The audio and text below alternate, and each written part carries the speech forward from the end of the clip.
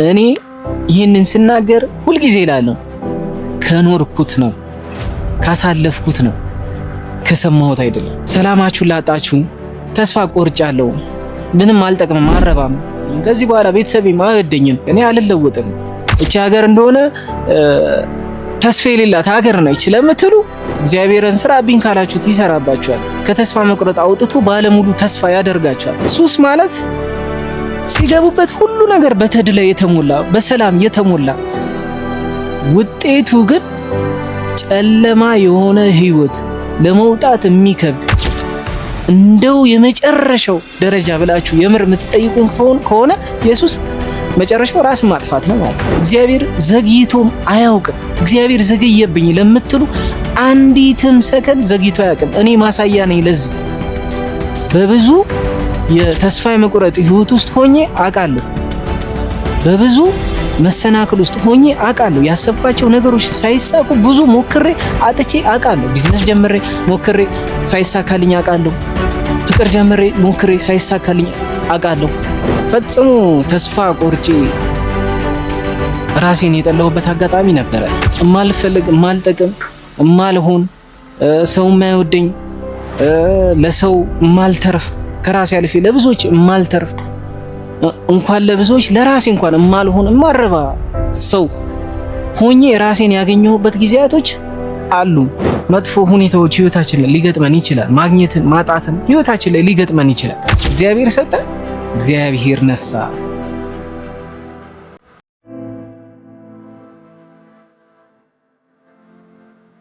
ሰላም እንዴት ናችሁ? ፍጹም መንገሻ ነኝ። ታቆኛላችሁ ሁላችሁ። አይ ቲንክ በጣም ብዙ ጊዜ ሆነኛል ከመጣሁኝ። እንዳጋጣሚ አሁን ያለሁትኝ መካነ ሕይወት ጮቢ ባታ ለማርያም አንድነት ገዳም ነው እና እዚህ ገዳም እውነት ለመናገር የህይወቴ ተርኒንግ ፖይንት ከምላቸው ቦታዎች መካከል አንዱ ነው።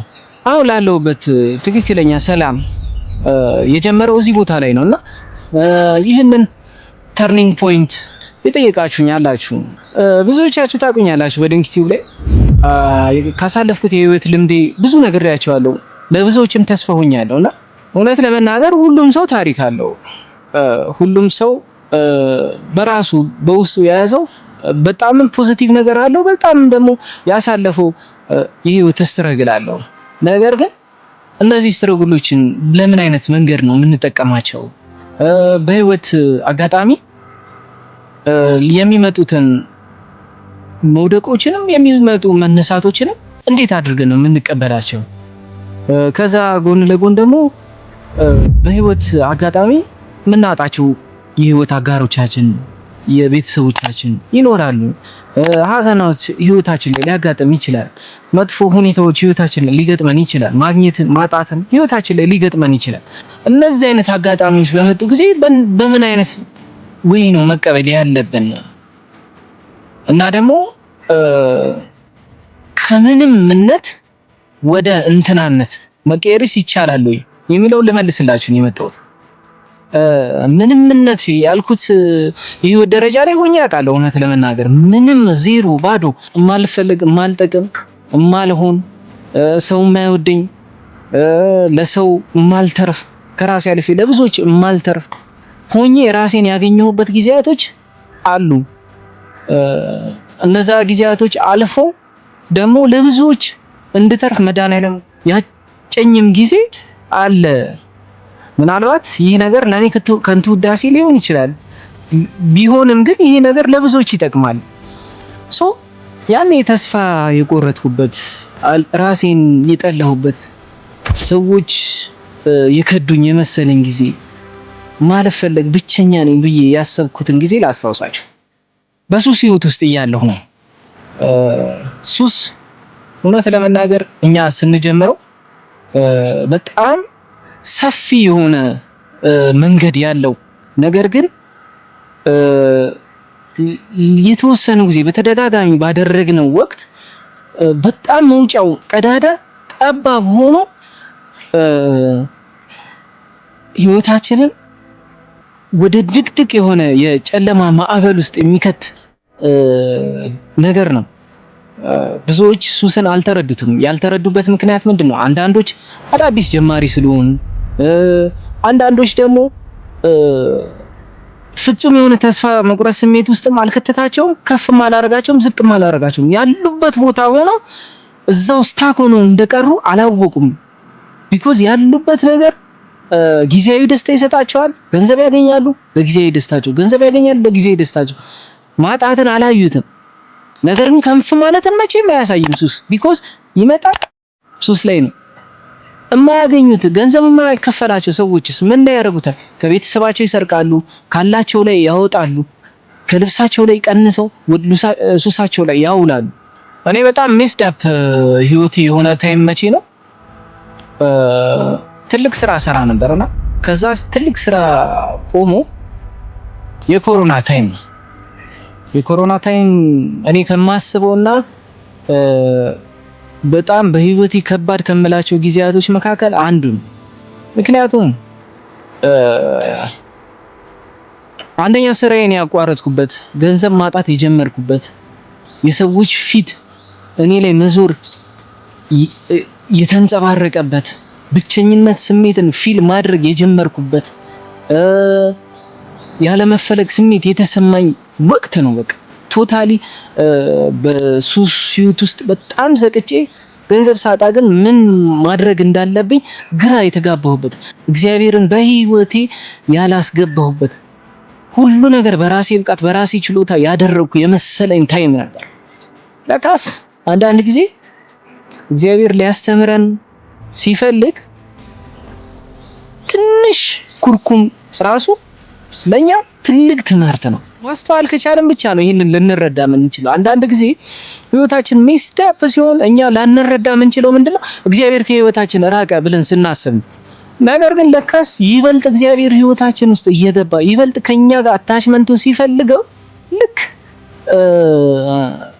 የማንን ታሪክ ማስታወስ አለብን መሰላችሁ? እኔ እውነት ለመናገር መጽሐፍ ቅዱስ እስከዚህም ነኝ። ነገር ግን የነ ኢዮብ ታሪክ በጣም ይገርመኛል። ምክንያቱም ኢዮብ በጣም ባገኘ ሰዓት፣ በጣም ሀብታም በሆነ ሰዓት፣ ባለጸጋ በነበረበት ሰዓት፣ በልጅ በቤት በሀብት በንብረት በተባረከ ሰዓት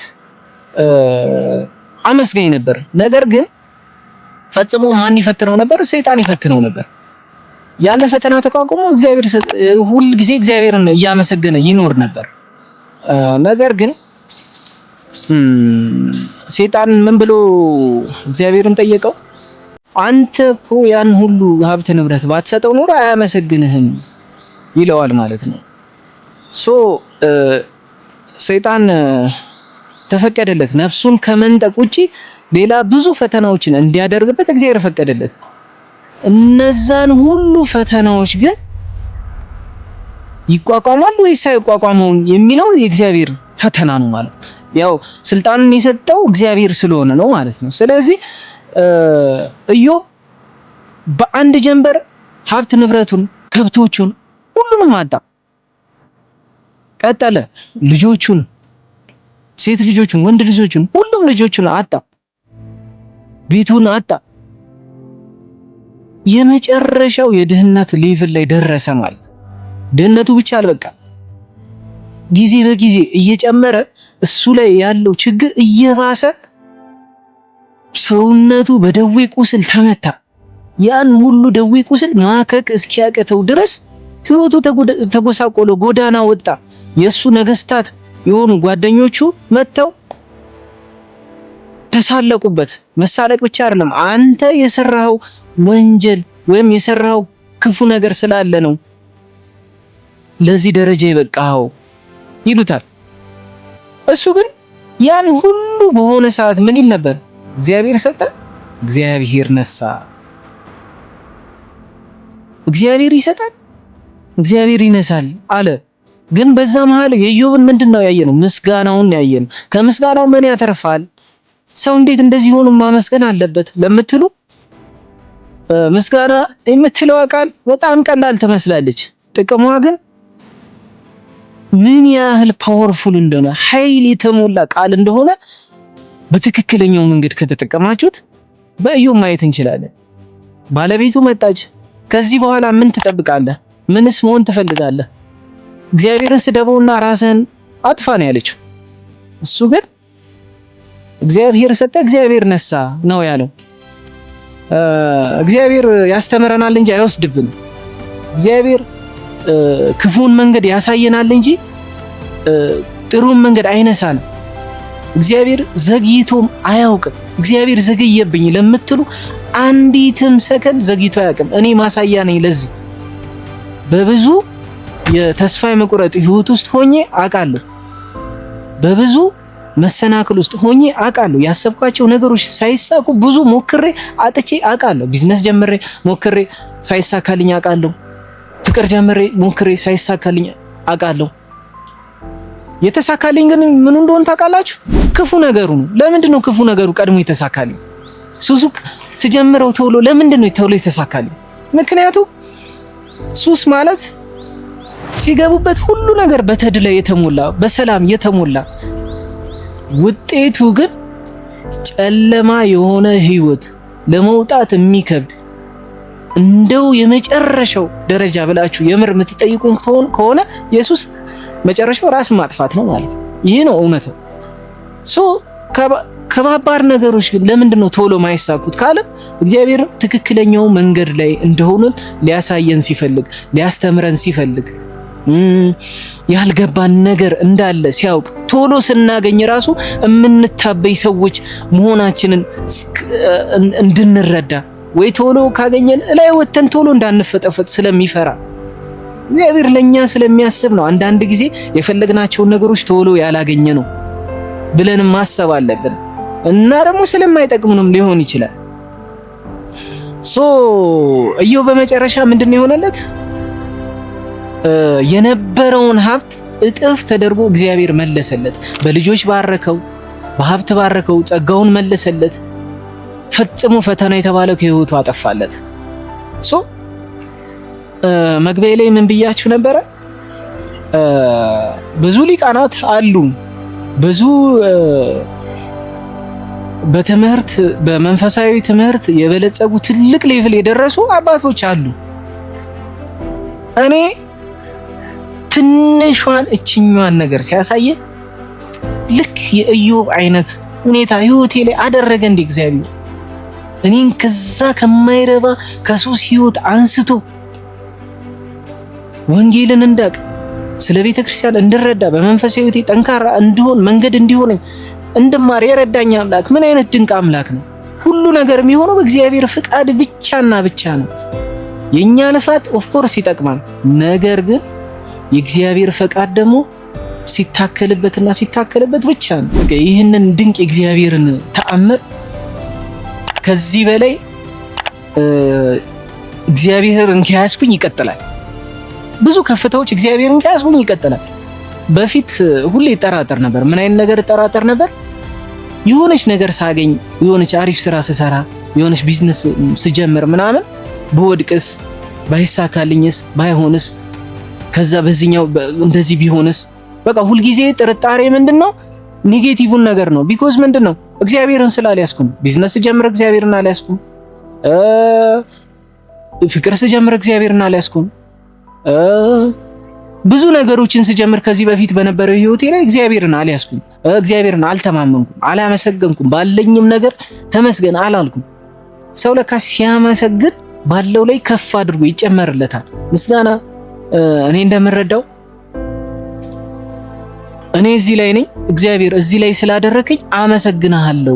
እዚህ ላይ እንደሆነ ያደረከኝ አንተ ነህ። እዚህ ላይ እንድደርስ ያደረከኝ አንተ ነህ። ለዚህ ሁሉ ከፍታ ለዚህ ሁሉ ማንነት ያበቃኝ አንተ ነህ ስትንለው እዚህ ላይ ያደርገናል። እግዚአብሔር ለምንድን ነው ከሰው ሁሉ በላይ ማታረገኝ? እዚህ ጋር ከደረሰው ጋር ማታረገኝ? ምን አድርጌ ነው? እኔ ምን ሆኜ ነው ብንለው ወደዚህ ነው የሚያወርደን። ለምን?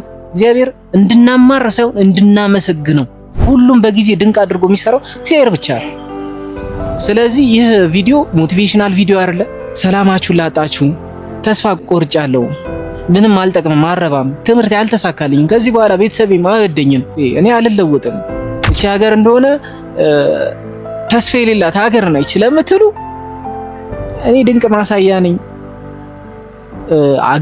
አገሩ አይደለም የእግዚአብሔርን ስራ ሁልጊዜ በህይወታችን እግዚአብሔርን ስናስቀድም እግዚአብሔርን ስናስቀድም ስንል ምን ማለት ነው? እኛ ኃጢአት አንሰራም ንጹዎች ነን እያለን አይደለም። ነገር ግን አንድ ታማሚ ከሐኪም ቤት ውጪ ከሚታመምና ሐኪም ቤት ውስጥ ሆኖ ቢታመም የቱን ትመርጣለህ ቢባል ሐኪም ቤት ውስጥ ሆኜ ብታመም ይሻላል ነው የሚለው። እኛ ኃጢአተኛ ነን፣ አንረባም፣ አንፈለግም፣ እግዚአብሔርን ክደነዋል፣ በኃጢአት እየተመላለስን ነው፣ ይህ የኃጢአት ህይወት መሮኛል የምትሉ ኑና ቅመሱት። የቤተክርስቲያን ህይወት በጣም ይገርማል። ትምህርቱን ማወቅ ብቻ አይደለም፣ ወንጌልን ማወቅ ብቻ አይደለም፣ በህይወት ማደግ ነው። በህይወት ከማደግ ውጪ በብዙ ነገር ማደግ ነው። ስለዚህ እግዚአብሔርን ስራብኝ ካላችሁት ይሰራባችኋል። ከተስፋ መቁረጥ አውጥቶ ባለሙሉ ተስፋ ያደርጋችኋል። ከራሳችሁ አልፋችሁ ለብዙዎች እንድተርፉ ምሳሌ ያደርጋችኋል። ሰዎች እንዲያምኑባችሁ ያደርጋል። ጸጋውን ያበዛላችኋል፣ ሞገሱን ይሰጣችኋል። የተናክ አትረባም፣ አትችልም፣ አይሆንልም፣ አይሳካልህ የተባልከው እግዚአብሔርን ስትይዝ ጥቂት ጊዜ ታግሰ ፈተናዎችን አልፈ የሰዎቹን አትችልም፣ አይሆንም ጫጫታዎች ሁሉንም አልፈ ተቋቁመ አንተ ግን ሁል ጊዜ እግዚአብሔርም ተሟግተ በጸሎት በጾም ከያስ ከጠነከርክ እመነኝ እግዚአብሔር ተአምር ያሳያል። ተአምረኛው ሰው አንተ ነው የምትሆኑ። በህይወት ላይ ለውጥ የምታመጣው አንተ ነው የምትሆኑ። በቤተሰብ ላይ፣ ለጓደኛ፣ ለሀገር፣ ለወገን የምትጠቅመው አንተ ነው የምትሆነው። እኔ ይህንን ስናገር ሁልጊዜ እላለሁ ከኖርኩት ነው፣ ካሳለፍኩት ነው፣ ከሰማሁት አይደለም። ስለዚህ ጥልቅ ሐዘን ውስጥ ላላችሁ፣ ጥልቅ የተስፋ መቁረጥ ህይወት ውስጥ ላላችሁ፣ እኔ ህይወት አይሳካልኝም ላላችሁ እመኑኝ፣ ወደ ፈጣሪያችሁ ተጠጉና ትልቁን ተአምር በህይወታችሁ ታያላችሁ። በሌላ ቪዲዮ እስከምንገናኝ አመሰግናችኋለሁ። ይህ የምታዩት ከኋላዬ መካነ ሕይወት ጮቢ በዓታ ለማርያም አንድነት ገዳም ይባላል። መካነ ሕይወት ጮቢ በዓታ ለማርያም አንድነት ገዳም በገዳማት ታሪክ እንዲሁም በኢትዮጵያ ታሪክ ባለ 1000 አልጋ ያለው ሪፈራል ሆስፒታል ያሰራው ነው። ለዚህም ደግሞ የእናንተ ርብርብ የእናንተ ስራ ያስፈልጋል። በጀታችን እግዚአብሔር ነው ብለው ተነስተዋል። እኛ ኢትዮጵያውያን ትውልደ ኢትዮጵያውያን እንዲሁም በመላው ዓለም ያለን ሰዎች በሙሉ በዚህ ድንቅ ስራ በዚህ ድንቅ ሐሳብ ላይ ሁላችንም ልንረባረብ ይገባል። ውጭ ሀገር ሄዶ መታከምን ማስቀረት አለብን ብለው ተነስተዋል። ከገዳሙ አባቶች ጋር ጎን ሆነን ይህንን ትልቅ ተአምር ትልቅ ስራ አንድ ላይ እናስፈጽምላለሁ። እወዳችኋለሁ። በሌላ ጊዜ ቪዲዮ እስከምንገናኝ መልካሙ ሁሉ ያብዛላችሁ። እወዳችኋለሁ።